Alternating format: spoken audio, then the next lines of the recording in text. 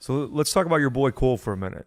So I had the privilege of getting to work with your son. This was maybe 2, 3, 4 summers ago. Yep.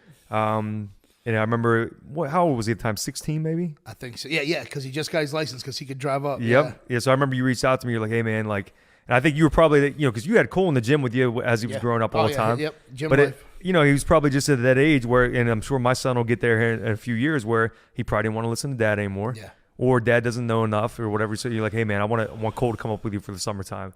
So he came up, man. He worked his ass off. And it was a really cool experience for me because I'm like, this is my boy Travis's son. Like, I remember when he was like, at Travis's fights, he's a little 4 and 5-year-old. Now he's in here deadlifting big weight and, like hanging out with my other high school wrestlers and stuff. And you guys, live about, I can't remember, an hour and 15, hour and 30 from the old gym. Yep. And he would drive up 3 days a week in the mornings and train with us. So that was a really cool experience and really a privilege for me to get to work with your boy. Well, thank you, man, because he loved it. And it was so funny because he'd be like, oh, man, you really know these guys? You really know these guys, with all the social media? I'm like, yes, I know them. They're my friends. Like, he's like, Dad, I really want to work out up there. I'm like, all right, man, let's go. Well, and when he came up, he loved it.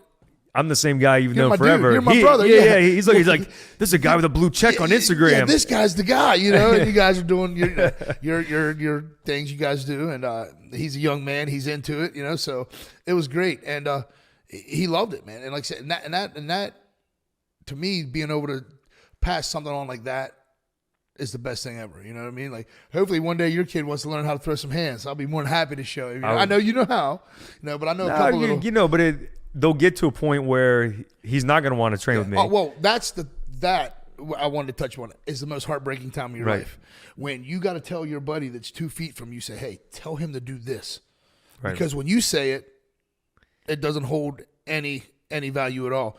He says it, and it's like the Messiah just came down and touched him.